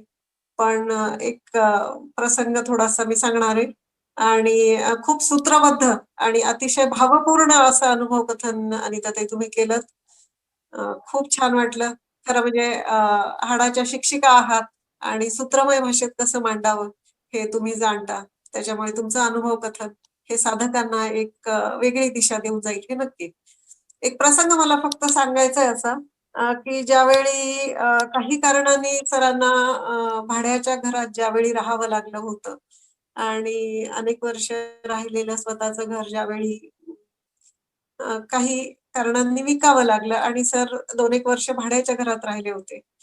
पण अनिताताईंच्या मिस्टरांनी आपले साधक डॉक्टर प्रशांत योगी यांनी त्यावेळी असा पण केला होता, असा संकल्प केला होता, की सर स्वतःच्या घरात गेल्याशिवाय मी चहा पिणार. जो चहा त्यांना अतिशय आवडायचा. पण योगींनी जवळपास 2-2.5-3 वर्ष हा चहा वर्ज्य केला होता. आणि ज्यावेळी सर स्वतःच्या घरामध्ये, स्वतःच्या आता जिथे राहतात शांती सदन ह्या वास्तूमध्ये राहायला गेले, त्यावेळी योगींनी तिथे जाऊन त्यांचा तो संकल्प भाभीजींच्या हातून चहा घेऊन त्यांनी तो पूर्ण केलेला आहे. फक्त ह्या कुटुंबाचे भावतरंग, ह्यांच्या भावधारा कशा आहेत हे सांगण्यासाठी मी हा प्रसंग सांगितला. धन्यवाद अनिताताई. यानंतर अनुभव कथन करण्यासाठी येणार आहे कीर्ती देवीदास जोशी. खरं तर जोशी कुटुंब, देवीदास जोशी साहेब जे होते, PWD मध्ये इंजिनियर होते आणि दुर्दैवाने मला असं वाटतं 5 किंवा 6 वर्ष झाली असावी, त्यांचं खूप अचानक असं दुःखद निधन झालं. आणि जोशी साहेब, त्यांच्या पत्नी उज्ज्वला जोशी, मुलगा उदय जोशी, आणि किरण आणि कीर्ती या दोघी मुली, हा संपूर्ण परिवार आपला साधक आहे. कीर्ती मूळ परभणीला होते हे सगळं कुटुंब. आता सध्या पुण्याला स्थायिक आहेत. तिचं शिक्षण त्याच्याविषयी सांगायचं तर BCom झाली ती आधी, नंतर ती कॉग्निजंट मध्ये जॉब करायला लागली. तिचं वैशिष्ट्य असं की पहिलाच इंटरव्ह्यू आणि तिच्यावरती वरिष्ठ एवढे खुश झाले की ताबडतोब तिला अपॉइंटमेंट ऑर्डर मिळाली. त्याच्यानंतर तिने नोकरी करत करत MCom केलं. मला असं वाटतं आता MBA करते. आणि त्यातले अतिशय सुंदर अनुभव ती घेते. एक कीर्तीचं विशेष मला असं वाटतं की एक हसतमुख व्यक्तिमत्व आणि कुठली गोष्ट सहजपणे करण्याची तिची तयारी असते. कुठल्याही गोष्टीचं टेन्शन न घेता सहजपणे करणं, आणि खूप चेहऱ्यावरती एक वेगळेच प्रेमळ, उत्साही अशा विविध छटांचं मिश्रण असलेले भाव नेहमी कीर्तीच्या चेहऱ्यावरती असतात. आणि तिला ट्रॅव्हलिंग आणि पेंटिंगचीही आवड आहे असं ती सांगते. आणि मला असं वाटतं की आता आणखी तिचा जास्त परिचय आपल्याला तिच्या अनुभव कथनात होणारच आहे. शीतल, आता कीर्ती लाईन वरती घ्यायला हरकत नाही. सद्गुरुचरणी आत्मवंदन. माझं नाव कीर्ती देवीदास जोशी. अ, मी सध्या पुण्यात असते. तसं पाहायला गेलं तर माझं सर्व बालपण लहानपणीपासून ते 12वी पर्यंत परभणीत गेलंय. आता थोडक्यात माझे कुटुंब ह्या आपल्या योगधाममध्ये कशाप्रकारे आलंय ह्याचं मी थोडक्यात एक इंट्रोडक्शन करून देते. सुरुवातीला म्हणजे माझे पप्पा B&C मध्ये जॉब करायचे आणि एके दिवशी असं झालेलं की ते जवळपास वयाच्या 30-35व्या वर्षी त्यांना हाय बीपीचा त्रास होता. एके दिवशी चक्कर आली आणि त्याच्यामुळे त्यांची ट्रीटमेंट परताने डॉक्टरकडे होती आणि परताने डॉक्टरकडे नेहमी सतत जाणं येणं असल्यामुळे एके दिवशी परताने डॉक्टरनी स्वतःहून त्यांना विचारलं की जोशी तुम्हाला आध्यात्मिक आवड आहे का? तर त्या क्षणी पप्पा म्हणले की हो मला आहे आवड. आणि तेव्हाच पप्पा त्या दिवशीच ज्ञानेश्वरी होती ती सुरुवातीला परतांनी डॉक्टरकडे असायची आणि तेव्हा पप्पा, आई सगळेच होते आणि भैय्या आणि ताई त्या दिवशी ज्ञानेश्वरीला बसले. पण तेव्हा भैय्या 4-5 वर्षाचा होता आणि ताई 2 वर्षाची असल्यामुळे ते फार तिथे धिंगाणा वगैरे करत होते. त्यामुळे नंतर जी ज्ञानेश्वरी होती त्यानंतर पप्पाच कंटिन्यू ज्ञानेश्वरीला जात होते. पण कालांतराने आई पण ज्ञानेश्वरीला जायला लागली आणि ज्ञानेश्वरीला सतत जाणं येणं झाल्यामुळे पप्पांनी काही दिवसांनी पप्पांना साधना मिळाली आणि तसं पाहिलं तर कुटुंबात आई, पप्पा, भैय्या आणि ताई सगळेच आम्ही साधक आहोत. मला 2 मे ला बुद्ध पौर्णिमेच्या दिवशी साधना मिळाली. खरं तर मला जेव्हा साधना मिळाली तेव्हा म्हणजे मी जेव्हा सरांना विचारलं, की "सर मला साधना हवी आहे." तर तेव्हा सरांनी मला असं सांगितलं, की "अगं तुझं बालपणापासून आत्तापर्यंत तू आली आहेस नेहमी येत होतीस आई-वडिलांसोबत वगैरे. खरं तर तुला साधना द्यायची गरजच नाही. म्हणजे माझ्या जन्माच्या आधीपासून आई-पप्पा साधनेला म्हणजे या योगधामामध्ये आहेत आणि माझा तर तेव्हा जन्म पण झालेला नव्हता. आधी तेव्हापासून ते होते. पण जसं मी आई-पप्पांसोबत ज्ञानेश्वरीला यायचे. पोखरणाच्या इथे संध्याकाळी ज्ञानेश्वरी असायची तेव्हा पण मी आई-पप्पांसोबत येत होते आणि म्हणजे सतत वातावरण असं आध्यात्मिक असल्यामुळे एक होतं की नाही जायचंच ज्ञानेश्वरीला वगैरे आणि काही एक जशी मला साधना मिळाली तशी मग कधी आळंदीचं शिबिर असायचं. शिबिराला आवर्जून जायचोच आणि तेव्हा पण असं असायचं की मी शिबिरामध्ये बसायचे. पण लहान असल्यामुळे मी फारशी अशी काही साधनेला वगैरे बसत नव्हते. मग थोडंसं इकडं जाणं, तिकडं जाणं किंवा खाली जाणं. खाली गेल्यास जे काही जेवणाच्या आधी खाली सगळ्यांना जी काही आपली पंगत वगैरे एक असायचं, मी तिथे जायचे. मी तिथे मदत करू लागायची. तिथं पल्लेवर काका-काकूंचं नेहमीच असं असायचं, की इतकी लहान असून कसं काय बसते किंवा काय आणि जे काही सगळे ज्या प्रकारे तिथे ताट वगैरे वाढायचे, म्हणजे एका लाईनमध्ये वगैरे, मी ती फक्त एकदम सुरुवातीला अनुभव घेतला. त्यानंतर मी तिथे करायला लागले, की नाही मी हे करणार, मी ते करणार. मग त्यावरून पल्लेवार काकूंचं आता पण कधी पण भेटलं तरी म्हणतात, की खूप लहान होती, आता खूप लहानाची मोठी झालीये. पण खरंच तेव्हा म्हणजे एकदम थोडा अनुभव म्हणजे थोड्या ह्याच्यातून तू शिकलीस, की कसं काय गोष्टी आहेत, काय काय नाही तू आणि मला त्यानंतर म्हणजे असं होतं, की 10वी पासून ते 12वी पर्यंत 12वीला मी कॉमर्स घेतलं आणि 12वीला कॉमर्स घेतल्यानंतर म्हणजे मला असं होतं, की एक तर मला मेडिकलमध्ये इंटरेस्ट नव्हता आणि इंजिनिअरिंगमध्ये पण नव्हता. मला असं वाटत होतं, की काहीतरी वेगळं करायचं आणि त्यावेळेस मी कॉमर्स घेतलं. कॉमर्स घेतल्यानंतर सुरुवातीचे 2-3 महिने असं असं होतं, की मी क्लासरूममध्ये असायचे, पण कॉमर्समध्ये जे काही आहे म्हणजे त्याचा आणि बाकीचे जे काही आपण 10th पर्यंतचे एज्युकेशन घेतलंय, मला असं वाटायचं की त्याचा आणि ह्याचा काहीच संबंध नाहीये. तिथे गेल्यास अकाउंट्स, इकॉनॉमिक्स हे सगळे विषय पाहता मी एकदम अशी एक हँग झालेली होती, की काहीच म्हणजे कळत नव्हतं मला, की नेमकं काय सुरू आहे, की मी पुढे जाऊ शकेल की नाही, की मी करू शकेल की नाही. पण तिथे पण झालं सगळं व्यवस्थित आणि त्यानंतरची गोष्ट म्हणजे अशी होती, की 12वीला 12वीला माझी एक्झाम होती 18 फेब्रुवारीला आणि सांगा अनुभव एकदा. आणि 31 जानेवारीला माझ्या पप्पांना हार्ट अटॅक आला. रात्रीतून दुखायला लागलं त्यांचं आणि रात्री मग त्यांना हॉस्पिटलमध्ये नेलं. हॉस्पिटलमध्ये तेव्हा माझा म्हणजे लहान मामा आलेला होता घरी परभणीला. मामानी नेलं आणि तेव्हा असं वाटलं नाही की आणि मी तेव्हा इतकी गाढ झोपेत होते की मला काहीच सुधरत नव्हतं. पण तेवढ्या रात्री आईनी सरांना फोन केला आणि सरांना सांगितलं की अशाने असं झालंय आणि पप्पांना हॉस्पिटलमध्ये नेलंय आणि त्यानंतर सर म्हणले काही बोलणं झालं पण मला एवढं काही माहिती नाही कारण की मी तेव्हा इतकी गाढ झोपेत होते की मला काही सुधरतच नव्हतं.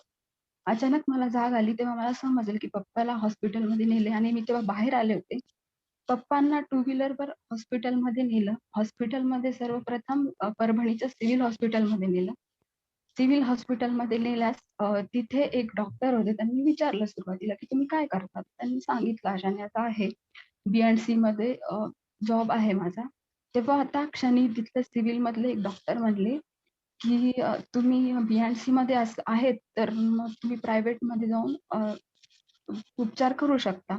मग त्यावेळेस परभणीच्या 2-3 प्रायव्हेट हॉस्पिटलमध्ये गेलं. त्यानंतर रविवार असल्यामुळे मध्यरात्री 2च्या सुमारास बरेचसे डॉक्टर्स वगैरे नव्हते. मग शेवटी पप्पांना चिरायूमध्ये नेलं. चिरायूमध्ये एक थोड्याशा अंतरावरच डॉक्टर एक इंजेक्शन घेऊन येत होते. तितक्यात पप्पांना पहिला आणि शेवटचा अटॅक आला आणि तेव्हा पप्पांची स्थिती अशी होती की त्यांची अशी ध्यान अवस्थेत त्यांचे असे बोटं असे होते आणि जवळपास तिथे मामा होता.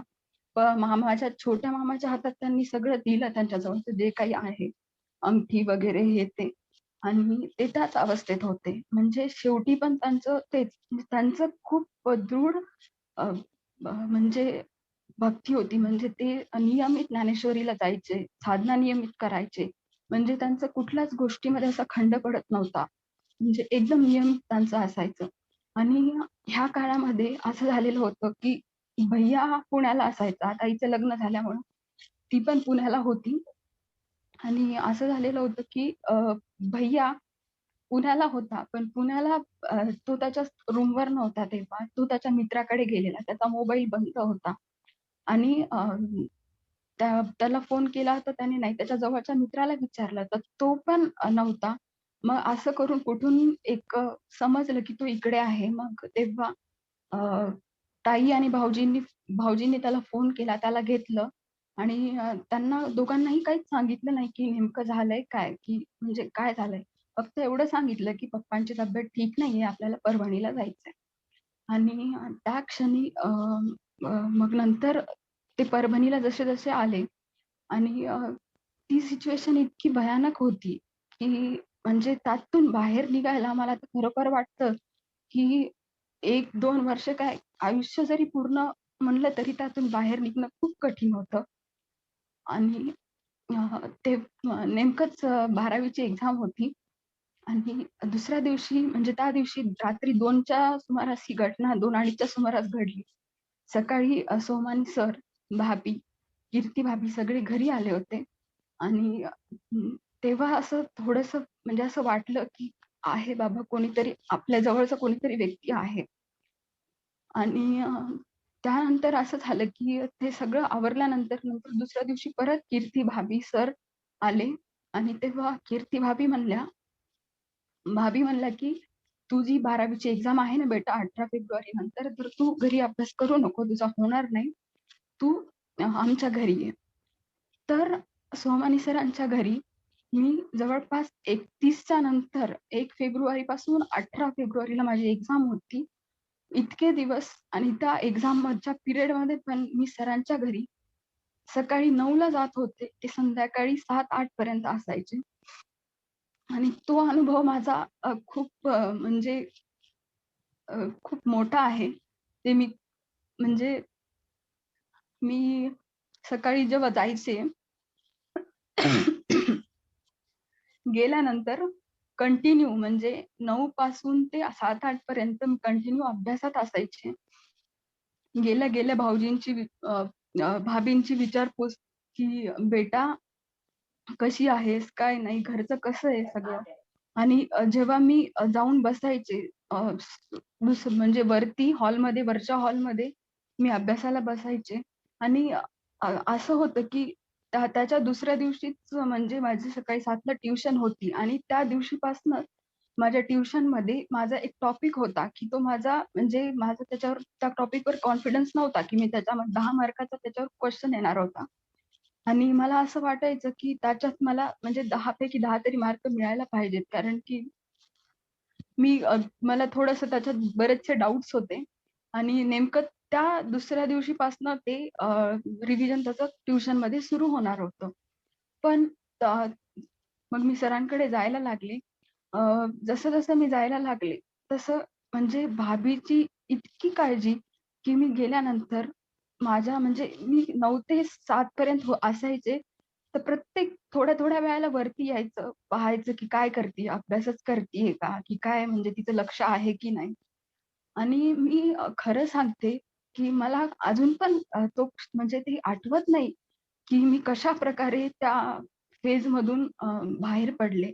कारण की म्हणजे ते 12वीची एक्झाम, त्याचं टेन्शन, त्याच्यात हे असं झालेलं. तेव्हा अशी सिच्युएशन झाली होती, की नाही आता माझं काही होणारच नाही पुढे. एक्झाम तर मी देऊच नाही शकणार. पण अ, तिथे एक तो जो टॉपिक होता ज्याच्यामध्ये मला अडचण होती, तर तो मी दिवस-दिवस तोच टॉपिक घेऊन बसत होते, करत होते, सॉल्व्ह करत होते. आणि तो टॉपिक मला इतका व्यवस्थित जमायला लागला, की जेव्हा एक्झाममध्ये मला त्याच्यावर एक क्वेश्चन आला, तो मला एकदम व्यवस्थित प्रकारे मी सोडवला. आणि त्यात जे त्या दिवसामध्ये मी सरांकडे जात होते. सकाळी 9ला गेले. त्यानंतर भाभींचं येणं आणि येऊन विचारपूस करणं. त्यानंतर 12 वाजता येणं, की "चल बेटा जेवायला बसायचंय." स्वतः सर, भाभी त्यांच्यासोबत मला जेवायला बसायचं. म्हणजे मी सांगते, की ह्याचं म्हणजे हे मी कधी शब्दात सांगू नाही शकत, तो माझा अनुभव कसा होता आणि काही नाही. कारण की इतकी काळजी करणं, स्वतः सोबत मला घेऊन बसणं, म्हणजे खरोखर अ, एवढं असं मला वाटतं, की मी काहीतरी पुण्य केलं असेल, तेव्हा मला हे काही भेटलं. या एवढ्या स्थितीतून मी बाहेर आले. आणि त्यानंतर असं होत होतं, की मी म्हणजे दिवसभर अभ्यास करून संध्याकाळी घरी जायचे. आणि घरी गेल्यानंतर माझा तो असा फ्रेश चेहरा असायचा, की अभ्यास वगैरे झालेला. म्हणजे इतकं भयानक दुःख होतं ते, पण त्या दुःखामध्ये मला फक्त आणि फक्त सर भाभींनी सावरलं. त्यामुळे मी त्या सिच्युएशनमध्ये बाहेर पडले आणि मी संध्याकाळी घरी जायचे. घरी गेल्यास म्हणजे माझ्या चेहऱ्यावर काही असं हे नसायचं, की कुठलं म्हणजे दुःख झालंय असं तसं. मी एकदम फ्रेश असायचे. आणि मग माझ्या त्या फ्रेश असण्यामागून माझ्या घरचे एकदम म्हणजे व्यवस्थित म्हणजे त्यांना पण व्यवस्थित वाटायला लागले, की बाबा ठीक आहे आता हिने तरी स्वतःला सावरलंय. आणि असं झालेलं, की एवढा अभ्यास वगैरे करून एक्झामचा पहिला दिवस होता. पहिल्या दिवशी मी पेपर द्यायला गेले आणि माझा नंबर हा फर्स्ट डेस्कवर आलेला होता आणि तिथून खिडकी होती. आणि पहिलाच पेपर द्यायला सुरुवात करणार तितक्यात त्या क्लासरूमच्या शेजारी ग्राउंड होता आणि ग्राउंडच्या शेजारी हायवे होता. पेपर लिहायला सुरुवात करणार तितक्यात तिकडून ॲम्ब्युलन्सचा आवाज आला. ॲम्ब्युलन्सचा आवाज आला, तर त्या क्षणी म्हणजे मी टोटली म्हणजे अशी लॉस झाले, की म्हणजे मला तेच आठवायला लागलं. मग त्या क्षणी मी फक्त डोळे बंद करून गुरूंचं नामस्मरण केलं आणि तेव्हा माझ्याच कॉलेजच्या एक सरांची गार्डिंग तिथे आली होती. त्यांना कळालं, की हिला म्हणजे थोडंसं काहीतरी अ, आहे ती म्हणजे दुःखातच आहे, त्याच्यातून बाहेर निघाली नाहीये. म्हणून त्या सरांनी स्वतः मला क्लासरूमच्या बाहेर नेलं, मला पाणी वगैरे दिलं आणि त्यानंतर मी आत येऊन पेपर द्यायला जे सुरुवात केली, ते 3 तास मला कसे गेले ते समजले नाही.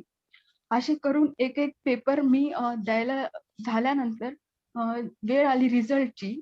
रिझल्टच्या वेळेस तर म्हणजे मला असं वाटलं होतं, की नाही बाबा, की तेव्हा माझी अशी सिच्युएशन होती. मी कसे पेपर दिले आणि कसे नाही.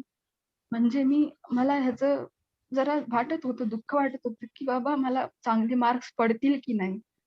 आणि ज्या दिवशी रिझल्ट आला त्या दिवशी मला 80.77% मिळाले आणि तेव्हा मी कॉलेजमधून माझे सेकंड होते आणि जी फर्स्ट मुलगी होती तिला माझ्यापेक्षा 2 मार्क जास्त होते. पण मी त्यावेळी स्वतःला हेच गोष्टीचं मला असं हे वाटतं, की बाबा एवढ्या भयानक सिच्युएशनमधून मी म्हणजे खरं तर बाहेर निघालेच नसते. ते फक्त आणि फक्त सर आणि भाभींमुळेच मी त्या गोष्टीतून बाहेर निघाले. कारण की अजून पण मला ते क्षण आठवले ना, तर असं वाटतं की ही सर्वसामान्य व्यक्ती जर या सिच्युएशनमध्ये असला असता, तर कदाचित इतक्या लवकर तो बाहेर निघालाच नसता आणि एवढं कठीण काळातून सामोरे गेलाच नसता. म्हणजे हा तर एकदम माझ्या आयुष्यातला खूप मोठा अनुभव आहे, जो की मी कधी विसरू नाही शकत. आज मी जे काही आहे, माझ्या घरचे जे काही आहेत, ते फक्त आणि फक्त सद्गुरू सोमानी सर आणि भाभींमुळे आहोत. आणि ह्या पुढचं जे काही होतं, की त्यानंतर म्हणजे परभणीला तर पप्पांचं बी मध्ये असल्यामुळे आई आणि मीच परभणीला असायचो आणि भैय्या तर तो पुण्याला त्याचा नोकरी लागल्यामुळे तो पुण्याला होता आणि ताईचं लग्न झाल्यामुळे ती पुण्यातच होती. त्यामुळे मग असं झालं, की आम्हाला पुण्याला शिफ्ट व्हायचं ठरलं. पण तेव्हा मनामध्ये असं वाटत होतं, की बाबा आपलं सगळं तर इथेच आहे. सोमानी सर आपल्याला काही म्हणजे काही वाटलं तरी आपण सहज चक्कर जरी मारून आलो सरांच्या घरी, गेलं तरी म्हणजे फक्त तिथे गेल्यानंतर एक तर ऑफिसमध्ये सर बसलेले असायचे किंवा मध्ये कुठेतरी. गेल्या-गेल्या फक्त सरांकडे पाहिलं, की सरांचे स्मित हास्य पाहूनच माणसाचं म्हणजे जे काही नैराश्य, जे काही दुःख आहे, माणूस त्यातून असं वाटायचं फ्रेशनेस यायचा, की बाबा चला ठीक आहे. आणि फक्त स्माईल जरी दिली, तरी घरी येऊन म्हणजे सांगायचं, की आज सरांनी पाहिलं स्माईल दिली वगैरे. जेव्हा एखाद्या वेळेस पाया सरांच्या पडल्या, तेव्हा सरांची पाठीमधली ती थाप म्हणजे ह्या गोष्टी खूप आता मी म्हणजे असं वाटतं, की कधी-कधी आठवतं, की बाबा मी परभणीला असले असते, तर म्हणजे सरांकडे नेहमी जाणं-येणं असलं असतं. आता सध्या पुण्यात असल्यामुळे होत नाहीये ते. त्या गोष्टीचं दुःख खूप जास्त आहे. पण आता पुण्यात म्हणजे नंतर पुण्यामध्ये शिफ्ट झाल्यानंतर तिथून पुढचे पण अनुभव खूप होते, भयानक होते. पुण्यामध्ये नेमकं शिफ्ट झालं आणि परभणीच्या सगळ्या वातावरणाची सवय होती. पुण्यामध्ये सगळे अ, आल्यानंतर प्रत्येक गोष्ट नवीन होती आणि प्रत्येक गोष्ट नवीन होती ती होती. परत पुढचं टेन्शन, की बाबा आता ॲडमिशन कुठे होणार? आणि असं झालेलं होतं, की प्रत्येक प्रोसिजरला वेळ लागला. इकडे शिफ्ट होण्याच्या ह्याच्यामध्ये ॲडमिशनसाठी पण लेट झाला. इकडे माझी बहीण पुण्यामध्ये ॲडमिशनसाठी प्रयत्न करत होती. मग शेवटी पुण्यामध्ये कर्वेनगर कमिन्स कॉलेजमध्ये माझं ॲडमिशन झालं आणि तिथं केवळ पर्सेंटेजमुळे त्यांनी मला माझं ॲडमिशन झालं. पुण्यामध्ये ॲडमिशन झाल्यानंतर सुरुवातीच्या काळामध्ये एक तर असं होतं, की मी जिथे राहत होते, तिथून माझं कॉलेजचं अंतर जवळपास 7-8 किलोमीटर होतं आणि फक्त एकदाच भैय्यानी मला ते दाखवलं, की हा रस्ता जायचा आहे, हा यायचा आहे. नेहमी तिथून म्हणजे सेकंड टाईम मी स्वतःच जाणं-येणं करत होते आणि ते पण गाडीवर जाऊन येऊन करत होते. आणि मला माहिती नाही, पण त्यानंतर मी इतकी स्ट्रॉंग का झाली आणि का नाही मला ह्याचं उत्तर अजून पण कळत नाही. कारण की हे म्हणजे मला वाटतं, की एखादी मुलगी जी परभणीमध्ये प्रत्येक गोष्टीला आई-वडिलांसोबत जाते. म्हणजे आई-वडिलांशिवाय जिचं काम होत नाही. पण पुण्याला येऊन म्हणजे स्वतः आपल्याला कुठल्याही गोष्टीला सामोरं जावं लागतंय आणि ते पण एवढ्या स्ट्रॉंग असून म्हणजे एवढं स्ट्रॉंग कसं काय? म्हणजे आपण कसं काय जाऊ शकतो, येऊ शकतो कुठे? आणि त्यानंतर म्हणजे हळू मग बी-कॉम माझं सुरू होतं. बी-कॉम झाल्यानंतर बी-कॉमचा रिझल्ट म्हणजे जून 2019 मध्ये आला. एप्रिलमध्ये मला समजलं की कॉग्निझंटमध्ये व्हॅकन्सी आहे. कॉमर्स बॅकग्राऊंड असल्यामुळे मग फायनान्स अँड अकाउंटिंगमध्ये मी इंटरव्ह्यू दिला. फर्स्ट इंटरव्ह्यू होता माझा एप्रिल-मे मध्ये मी इंटरव्ह्यू दिलेला आणि तोपर्यंत माझा रिझल्ट पण आलेला नव्हता बी-कॉमचा आणि जेव्हा जूनमध्ये रिझल्ट वगैरे आला, पास वगैरे झालेले होते, तोपर्यंत माझा इंटरव्ह्यू झालेला होता. आणि त्यानंतर मी इंटरव्ह्यू दिला आणि इंटरव्ह्यूच्या नंतर 1-2 महिने झाले तरी त्यांचं काही डिसिजन मला समजलंच नव्हतं, की नेमकं काय झालंय. मग तिथून मला असं वाटलं, की चला आपलं तर काही झालं नाहीये, कारण की इतक्या दिवस झाला मला त्यांचा कुठला मेल वगैरे आलेला नाहीये. आणि त्यानंतर असं झालं, की एकदा मला मेल आला, की माझं सिलेक्शन वगैरे झालंय. मग त्या दिवशी मी म्हणजे असं एकदम शॉकमध्ये होते, की खरंच माझं सिलेक्शन झालंय का? 1-2 महिन्याचा कालावधी झालाय आणि माझा फर्स्ट इंटरव्ह्यू होता. मला कसला अनुभव नाही, काहीच नाही आणि इंटरव्ह्यूला जाण्याचं ते पण एक सांगायचंय, की पुण्यामध्ये एक म्हणजे हिंजवडी आय-टी पार्क हा तसं पाहायला गेलं तर माझ्यासाठी नवीनच होता. जेव्हा इंटरव्ह्यूला मी तिथे गेले, भैय्याचा जॉब असल्यामुळे तो पण माझ्यासोबत म्हणजे नव्हता. म्हणजे तो ऑफिसला गेलेला होता. घरी आई होती, पण आईला फारसं पुण्यातलं माहिती नव्हतं. ताई होती, पण ती जवळ नव्हती. त्यामुळे तेव्हा मी स्वतः मला जसं सांगितलं होतं, त्याप्रकारे मी हिंजवडी मध्ये गेले आणि हिंजवडीमध्ये एकदम लास्ट फेज 3 कॉग्निझंटला माझा इंटरव्ह्यू होता. इंटरव्ह्यू वगैरे झाला. तिथून परत घरी आले आणि घरी आल्यानंतर मी सांगितलं, "अशाने असं झालंय" आणि मला बेसिक्स क्वेशन विचारल्यामुळे मला असं म्हणजे असं मनातून वाटतं, की माझं सिलेक्शन होईल, पण मी सांगू नाही शकत. कारण की बऱ्याच जणांचं असं होतं, की 10-10, 15-15 इंटरव्ह्यू दिले तरी सिलेक्शन होत नाही. म्हणून म्हणलं, की एवढे लोकं प्रयत्न करून होत नाही आणि माझं पहिल्या ह्याच्यात होणं कसं शक्य आहे? आणि ज्यावेळेस मला समजलं, की माझं सिलेक्शन झालंय अ, त्यावेळेस मग मी सांगितलं सरांना कॉल कॉल करून, की सिलेक्शन वगैरे झालंय आणि त्या मावशीला सांगितलं. आणि त्यानंतर सिलेक्शन झाल्यानंतर तिथून पुढचं जे होतं, की एकदम शैक्षणिक जे काही म्हणजे होतं एन्व्हायर्नमेंट वगैरे, त्यातून एकदम कॉर्पोरेट लाईफमध्ये जेव्हा एंटर करतो, तेव्हा ते माझ्यासाठी खूप म्हणजे टफ पिरियड होता. सुरुवातीचा 1-2 महिने तर मला समजत नव्हतं, की नेमकं चाललंय काय? म्हणजे माझ्यापेक्षा माझ्या टीममध्ये सगळे सीनियर्स होते. जवळपास 6-6, 7-7, 10 वर्षाचा एक्सपिरियन्स होता. मी एकटीच मुलगी अशी होते, की सगळ्यात ज्युनियर होते आणि तिथे पण म्हणजे प्रत्येक गोष्टीमध्ये कॅप्चर करणं आणि जे काही तिथल्या गोष्टी शिकून घेणं वगैरे म्हणजे ह्यात बराचसा कालावधी गेला. आणि त्यात पण एक होतं, की तिथे जी आमची लँग्वेज होती म्हणजे इंग्लिशमध्ये नव्हती. जे काही ज्याच्यावर आम्ही काम करायचो, ती एक नॉर्वेजियन लँग्वेजमध्ये ते आमचे सगळे टूल्स होते. त्याच्यावर माझं आधी ट्रेनिंग झालं आणि एवढ्या सगळ्यातून मला असं वाटलं, की बाबा माझं तर काही शक्य नाहीये. इथून पुढे पण मी म्हणजे काय कसं होणार आपलं? आपण इंग्लिशमध्ये जर काही असलं असतं, तर आपण करू शकलो असतो. पण नॉर्वेजियनमध्ये आणि आपण कसं करणार? म्हणजे कसं पुढे जाणार? मला जरा शंकाच होती. पण हळू-हळू ह्या गोष्टी सगळ्या सुरळीत झाल्या आणि म्हणजे तिथे पण मी म्हणजे सक्सेसफुल झाले, की बाबा ठीक आहे.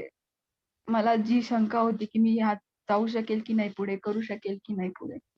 पण मला वाटतं, की ह्यामागे असं सर्वसामान्य लोकांना ह्या अशा खडतर प्रवासातून जाणं खूप अवघड आहे. हे केवळ आणि केवळ घरातली जी वातावरण आहे, जे आध्यात्मिक वातावरण आहे, जे माझं कुटुंब आधीपासनं ह्या महायोगधाम च्या फॅमिलीमध्ये आहे. फक्त ह्याच गोष्टीमुळे मला असं वाटतं, की मला कधी असं जाणवलं नाही, की प्रत्येक सिच्युएशनला कसं म्हणजे सामोरे जायचं हे फक्त आणि फक्त अ, सद्गुरूंच्या ह्या आशीर्वादामुळेच माझ्या म्हणजे झालेलं आहे. आणि असे बरेचसे अनुभव आलेत. त्यामध्ये एक अनुभव असा होता, की जेव्हा मी बी-कॉमला होते तेव्हा मी कॉलेजला जात होते. एका ब्रिजच्या तिथून एका व्यक्तीने मला एक कट मारून तो पुढे गेला. त्या क्षणी असं होतं, की मी तिथे म्हणजे पडून माझा ॲक्सिडेंट होत होता. पण त्यानंतर मी तो व्यक्ती कट मारून पुढे गेला आणि थोडंसं पुढच्या ब्रिजवर त्याच व्यक्तीने एकाला एकाचा ॲक्सिडेंट झाला आणि तो ॲक्सिडेंट त्याच व्यक्तीमुळे झालेला होता. आणि जेव्हा मी तिथून गेले, तेव्हा ती जी ॲक्सिडेंट झालेली व्यक्ती होती, ती अशी एकदम खाली झोपलेली होती आणि त्याच्या अंगावर कापड टाकलेलं होतं आणि त्या क्षणी माझी अवस्था इतकी भयानक झाली होती, की माझे हात-पाय थरथर कापायला लागले आणि मला काही सुधरतच नव्हतं. म्हणजे मी एकदम घाबरून गेले होते आणि तिथून थोड्याशा काही अंतरावर पुढे जाऊन मी एक म्हणजे साइडला मी गाडी थांबवली तिथे गाडी थांबवल्यानंतर मी डोळे बंद केले आणि फक्त वज्रकवच म्हणलं आणि वज्रकवच म्हणल्यानंतर मी जवळपास 10-15 मिनिट तिथेच थांबले. मला काही सुधरतच नव्हतं. वज्रकवच म्हणल्यानंतर मी म्हणजे मला थोडंसं बरं वाटायला लागलं. पण मी त्या सिच्युएशनला इतकी घाबरून गेलेले होते, की पुढे जाऊन मी कुठेतरी पडेल अशी माझी अवस्था झालेली होती. पण वज्रकवच हे जे काही आहे आपल्याला दिलेलं, खरंच त्याचा तेव्हा खूप मला म्हणजे परिणाम झाला. कारण की मी तिथून मग पुढे अशी सिच्युएशन होती, की मी तिथून पुढे जाणारच नाही. आणि तो अनुभव खूप महत्त्वाचा होता.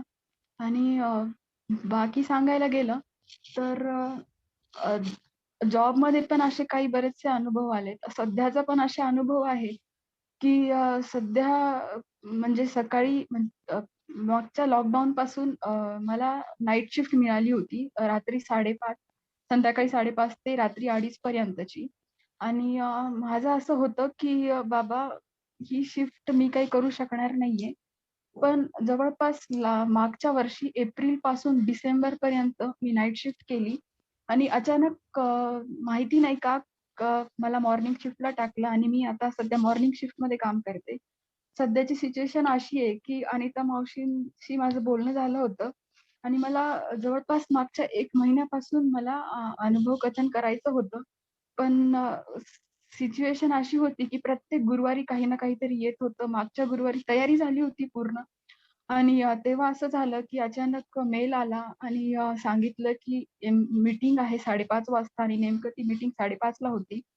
मग मी अनिता मावशीला म्हणलं, की "माझी तयारी तर झालीये सगळी, पण असं का होतंय?" म्हणलं. "मी प्रत्येक वेळेस मला बोलायचंय, पण काही ना काहीतरी अडथळे येतायत." तर अनिता मावशी म्हणली, की "जाऊ दे बेटा, काही होत नाही.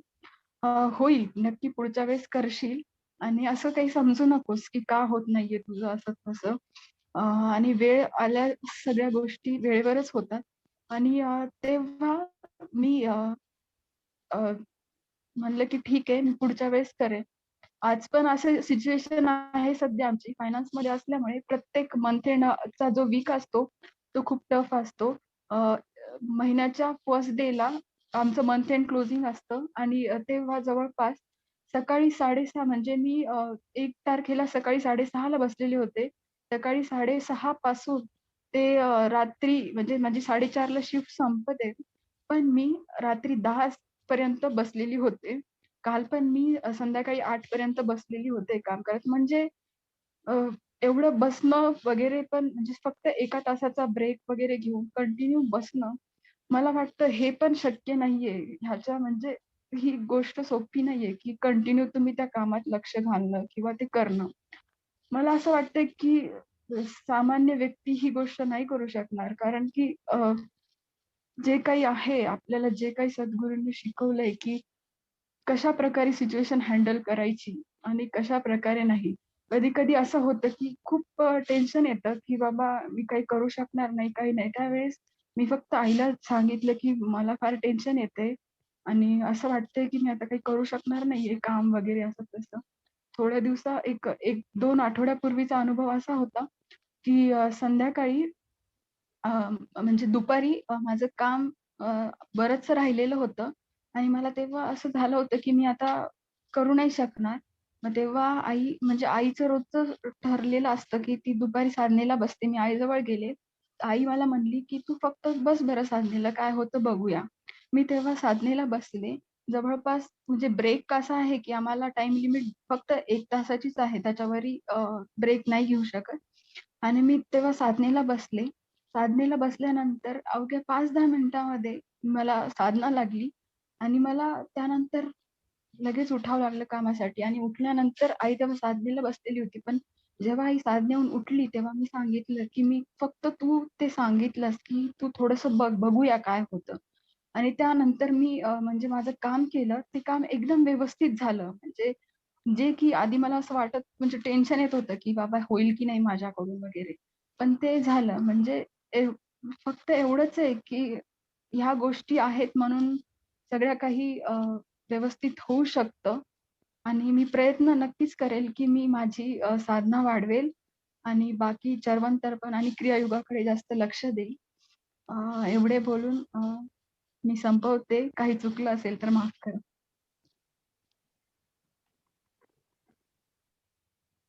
छान. सर हा संपवा. छान छान. सद्गुरू हं. सद्गुरू सरांच्या परवानगीने आजचं सत्र संपवते. आत्मवंदन सर्वांना. आत्मवंदन सरांना, बाबीजींना, सर्वांना.